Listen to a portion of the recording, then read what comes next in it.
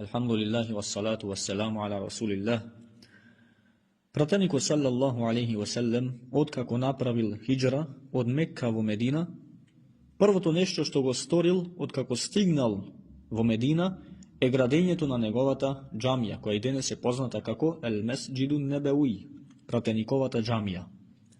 Зошто? Затоа што не можеме да градиме заедница, исламска заедница, без здрава и функционална џамија. Значи, не било каква џамија, туку џамија која што функционира, работи онака како што Аллах Джелешануху бара и е задоволен.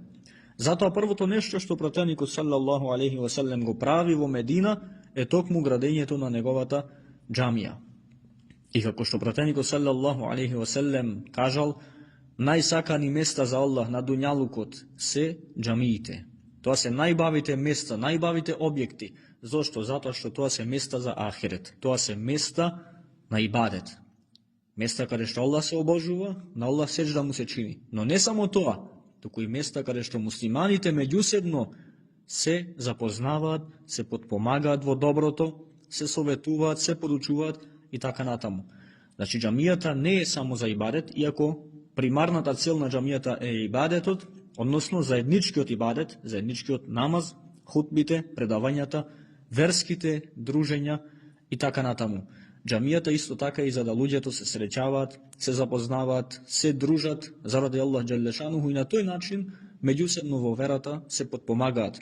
Како што вели Аллах: وَتَعَاوَنُوا عَلَى الْبِرِّ وَالتَّقْوَى وَلَا تَعَاوَنُوا عَلَى الْإِثْمِ وَالْعُدْوَانِ وَاتَّقُوا اللَّهَ إِنَّ اللَّهَ شَدِيدُ الْعِقَابِ.